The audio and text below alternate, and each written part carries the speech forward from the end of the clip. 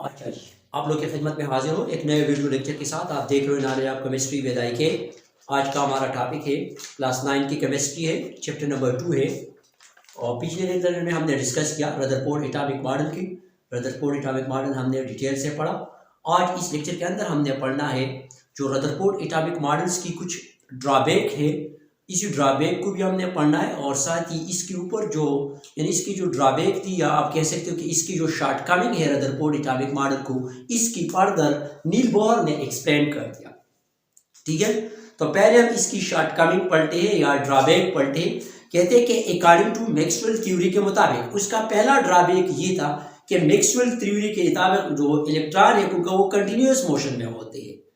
ठीक है, जब कोई भी इलेक्ट्रॉन्स कंटिन्यूअसली एनर्जी को एमिट करते हैं अकॉर्डिंग टू, मतलब अगर आप कह सकते हो कि अगर एक एटम्स कंटिन्यूअसली एनर्जी एमिट कर रही है तो एक टाइम ऐसा आएंगे कि ये एटम्स जो होते हैं, फॉर एग्जांपल ये हमारे पास ये शेल्स है, एक एटम कंटिन्यूअसली एनर्जी एमिट कर रहे हैं तो एक टाइम ऐसा है कि ये न्यूक्लियस के अंदर आएंगी, यानी गिर जाएंगी, एनर्जी इसमें खत्म हो जाएंगी और नीचे गिर जाएंगी। ठीक है, यानी कंटिन्यूस एनर्जी एमिट कर रहे हैं तो ये न्यूक्लियस के अंदर जाना चाहिए।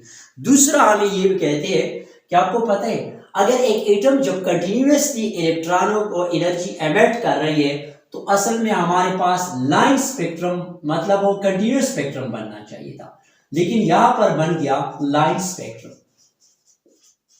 यहां पर कौन सा स्पेक्ट्रम बन गया? Line spectrum. अब स्पेक्ट्रम क्या है आपको पता है, जब हम ये फॉर एग्जांपल ये हमारे पास ये एक प्रिज्म है, यहां से अगर हम लाइट को पास कर दें तो ये 7 कलर्स में, 7 वेवलेंथ में आप कह सकते हो कि ये डिवाइड हो जाती है, यानी 7 कलर्स में ये डिवाइड हो जाते हैं और इस फिनोमेना को हम बोलते हैं स्पेक्ट्रम।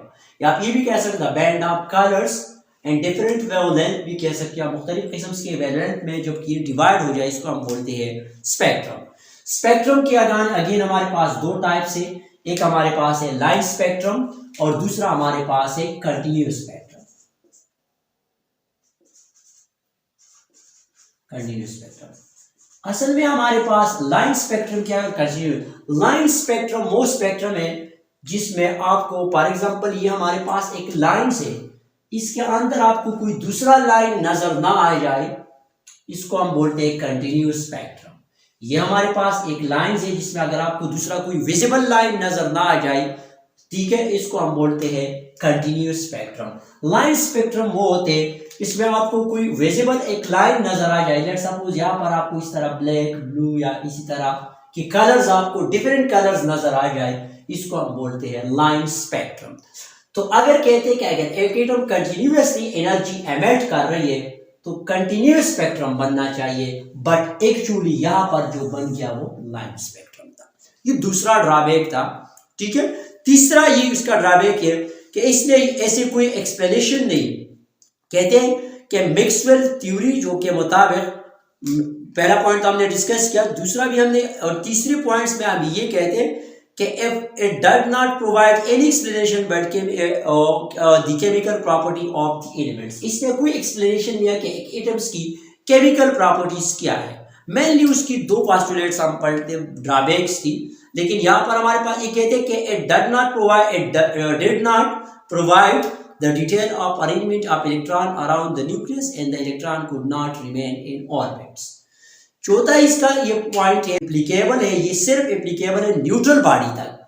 न्यूट्रल बॉडी तक ये एप्लीकेबल है ये चार्ज बॉडी तक, the atom are charge body like electron protons, यानी एक एटम जैसा हमारे पास इलेक्ट्रॉन है और प्रोटॉन है, ये चार्ज, ये न्यूट्रल बॉडी तक एक सिर्फ ये एक्सप्लेनेशन दे सकते हैं, एप्लीकेबल है। चार्ज बॉडी के ऊपर ये एप्लीकेबल नहीं है, ये अप्लाई नहीं हो सकते। पहला ड्रॉबैक क्या था कि एक एटम अगर कंटिन्यूअसली एनर्जी एमिट करे तो एक टाइम ऐसा है कि इनमें एनर्जी खत्म, नीचे गिर जाएगी। दूसरा असल में जो मेन ड्रॉबैक था, कहते हैं कि एक एटम अगर कंटिन्यूअसली एनर्जी एमिट कर रहे हैं तो कंटिन्यूअस स्पेक्ट्रम बनना चाहिए, बट या एक्चुअली हमारे पास लाइन स्पेक्ट्रम बन गया। इसी ड्रॉबैक को सामने रखती हुई एक साइंटिस्ट था और इसमें वो 1913 में, मतलब इसकी 1912 में तकरीबन इसने नील बोहर और रदरफोर्ड को ज्वाइन कर दिया और वो इसकी ये ड्रॉबैक्स पर सोचती थी। असल में ये डेनमार्क का एक साइंटिस्ट था, इसकी ड्रॉबैक पर वो सोचती है और बलाखिर वो इस नतीजे पर पहुंचते हैं, यानी 1913 में वो अपना एक मॉडल पेश करते हैं और इस मॉडल की बेस पर उनको 1922 में एक नोबेल प्राइज भी मिलती है। तो इसी ड्रॉबैक को इसकी ड्रॉबैक को मतलब वो कहते हैं, नील बोर अपने मॉडल में ये कहते हैं कि फॉर एग्जांपल हमारे पास ये एक न्यूक्लियस है, ठीक है, और ये जो है याद रखिए इसका जो मॉडल है इसने बेस बनाया प्लैंक्स कांस्टेंट को, प्लैंक्स कांस्टेंट, ठीक है।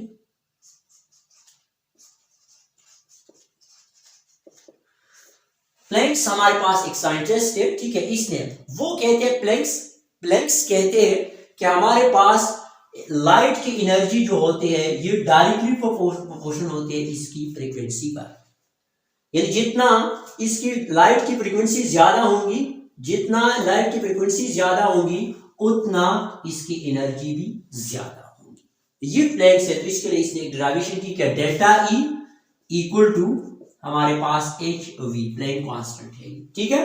तो इस तरह इसने ये एक इक्वेशन डिराइव किया, तो उसको बेस बनाकर नील बोर ने अपने मेन पॉइंट्स पेश किए और वो ये कहते हैं कि फॉर एग्जांपल ये हमारे पास एक इलेक्ट्रॉन है, यहाँ पर इसी शेल्स के अंदर ये रिवॉल्यूशंस करती है या इसी शेल्स में ये रिवॉल्यूशंस करते हैं, तो ये इलेक्ट्रॉन जिस शेल्स के अंदर है उसी शेल की एनर्जी होती है फिक्स,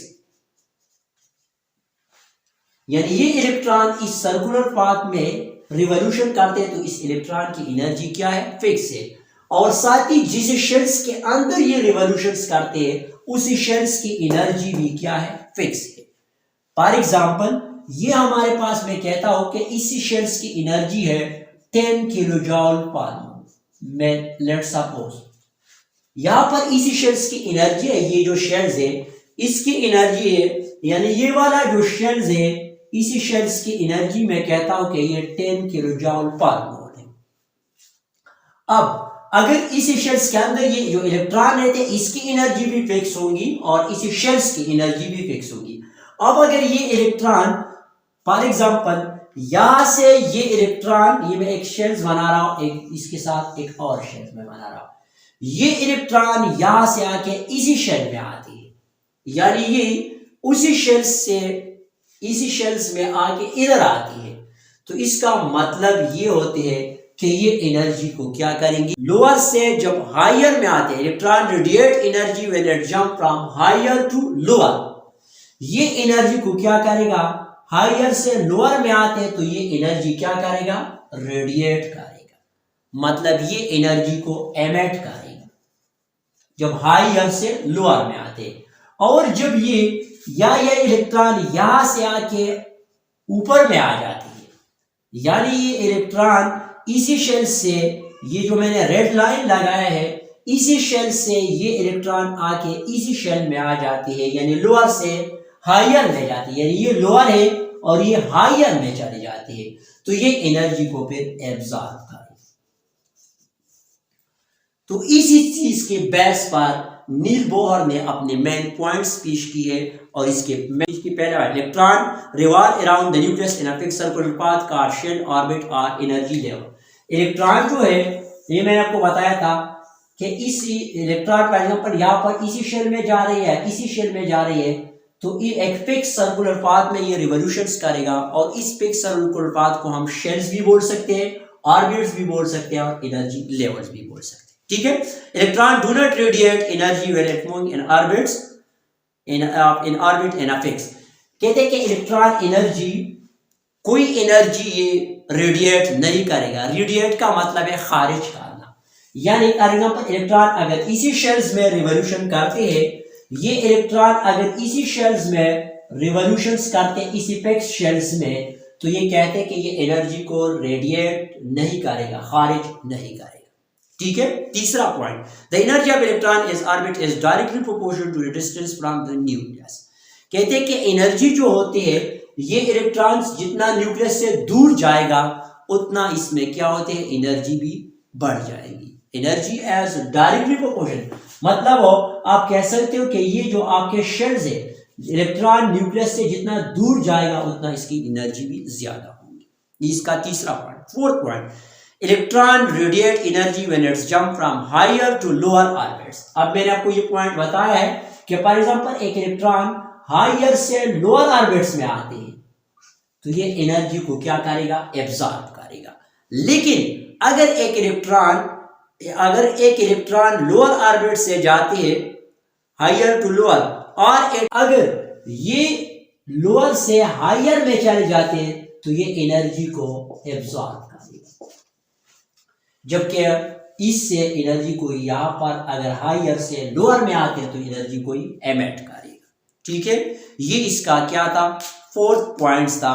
और यहां पर एनर्जी का डिफरेंस भी इसने दी है कि डेल्टा ई हमारे पास, delta E change in energy है, ये इक्वल टू हमारे पास E1 लोअर एनर्जी ऑर्बिट्स, इसको हम माइनस करेंगे E2 से हायर एनर्जी ऑर्बिट। यानी अगर आप इस एनर्जी डिफरेंस को फाइंड करेंगे तो हायर से लोअर को माइनस कर दें तो आपके पास एनर्जी डिफरेंस फाइंड हो जाएंगे। ठीक है, और यहां पर ये इक्वल टू होते हैं प्लैंक कांस्टेंट की। एच भी हमारे पास क्या है, प्लैंक कांस्टेंट है, जिसके एक वैल्यूज होते हैं, इसको हम यहाँ पर फिर लिखेंगे। ठीक है, प्लैंक कांस्टेंट की वैल्यू है 6 पॉइंट, यहाँ पर अगर मैं लिखूं delta E change in energy, E1 lower energy orbit, E2 जो है हायर एनर्जी ऑर्बिट से, और ये जो H जो है ये प्लैंक कांस्टेंट है, जिसकी एक वैल्यू है 262 multiply by 10 raise to the power 24 minus 34 kilojoule. ये इसके क्या है, एक वैल्यूज है। अच्छा, और V जो है ये हमारे पास क्या है, फ्रीक्वेंसी है, क्योंकि लाइट की फ्रीक्वेंसी आप कह सकते हो, या रेडिएशंस की फ्रीक्वेंसी है, ये फ्रीक्वेंसी ऑफ रेडिएशन बोलते हो। ये हमारे पास एनर्जी डिफरेंस था। इलेक्ट्रॉन कैन ऑन, ये दो ऑर्बिट्स के बीच में मतलब स्टे नहीं करे। इसके बाद देयर इज इंटीग्रल मल्टीपल होती है। आपको पता है हमारे पास एंगुलर मोमेंटम का क्या मतलब है। एंगुलर मोमेंटम आपने मोमेंटम पढ़ा है फिजिक्स में। मोमेंटम कहते हैं मोमेंट्स को, किसी चीज की हरकत को कहते हैं। लेकिन कोई भी चीज जबकि एक सर्कुलर पाथ में मोशन करे तो इसको हम बोलते हैं एंगुलर मोमेंटम। ठीक है, इसको हम क्या बोलते हैं, एंगुलर मोमेंटम बोलते हैं। अब कहते हैं कि इलेक्ट्रॉन जो होते हैं इसका एंगुलर मोमेंटम जो होते हैं वो इंटीग्रल मल्टीपल होते हैं। मतलब अगर इसको मैं क्या, फॉर एग्जांपल ये हमारे पास n जो है ये हमारे पास शेल्स है, और यहाँ पर प्लैंक कांस्टेंट डिवाइड बाय 2 पाई, क्या है ये 2 पाई, मैं इसको यहाँ पर इस तरह लिख सकता हूँ। तो ये इंटीग्रल मल्टीपल होते हैं यहाँ पर इस तरह, और MVR जो है ये हमारे पास क्या है, इंटीग्रल मल्टीपल है। n नंबर ऑफ शेल्स को रिप्रेजेंट करते हैं। h जो है ये प्लैंक कांस्टेंट है, इसकी वैल्यू हमारे पास ये है, जबकि 2 पाई की भी अपना एक वैल्यू होते है, 22/7 भी लिख सकते हो, और या 3.16 समथिंग इसकी वैल्यूज होते हैं। इसको हम इसमें पुट करते हैं, ये आप जिस शेल्स की वैल्यू इसको आप यहाँ पर पुट करें इस पर आपने डिवाइड करते हैं। एम आपको पता है मास है, ठीक है, मास ऑफ इलेक्ट्रॉन है। एम क्या है, मास ऑफ इलेक्ट्रॉन, वी क्या है, वेलोसिटी ऑफ इलेक्ट्रॉन, और आर क्या है, रेडियस ऑफ इलेक्ट्रॉन है। ये आर क्या है, यहाँ पर इसको इक्वल टू का साइन देखिए, या इसको यहाँ पर इस तरह मैं लिख सकता हूं MVR इक्वल टू होगा, ये इंटीग्रल मल्टीपल है इसके साथ number of shells H Planck constant divide by 2 pi R है। सही है, 2 पाई है इसकी। तो R क्या है हमारे पास, R रेडियस है और नंबर ऑफ शेल्स है, और H जो है ये हमारे पास क्या है, प्लैंक कांस्टेंट है। ये तो आपको पता है। Mass of electron, V velocity है, R क्या है, रेडियस है, N नंबर ऑफ शेल है, H प्लैंक कांस्टेंट है, और 2 पाई हमारे पास जो पाई के अपना एक वैल्यूज होते हैं, ये इसको रिप्रेजेंट करते हैं। तो कहते हैं कि ये किसी एंगुलर मोमेंटम, अगर एंगुलर मोमेंटम में और एंगुलर पाथ में रिवॉल्यूशंस करें तो ये एंगुलर, इसकी क्या होता है, ये इंटीग्रल मल्टीपल होंगे। इसके बाद जो करते हो कि ये इलेक्ट्रॉन की वेलोसिटी कितना है, इसकी रेडियस कितना है, इसकी वेलोसिटी कितना है, तो यहाँ पर आप इसकी इलेक्ट्रॉन की ये चीज कैलकुलेट कर सकते हो। तो स्टूडेंट्स ये हमारे पास नील बोहर का मॉडल था जो कि इसने पेश किया था, और बलाकिन 1922 में इसको एक नोबेल प्राइज भी मिल गई। इसने नील बोहर की, रदरफोर्ड की जो ड्रॉबैक थी इस पर काम किया, और बराबर वो इस नतीजे पर पहुंच गया। तो स्टूडेंट्स ये नील बोहर के बारे में था। इंशाल्लाह नेक्स्ट लेक्चर में हम इलेक्ट्रॉनिक कॉन्फ़िगरेशन जो कि इम्पोर्टेंट टॉपिक है वो हम डिटेल में पढ़ेंगे। तो तब तक के लिए इजाज़त दीजिए। अल्लाह हाफ़िज़।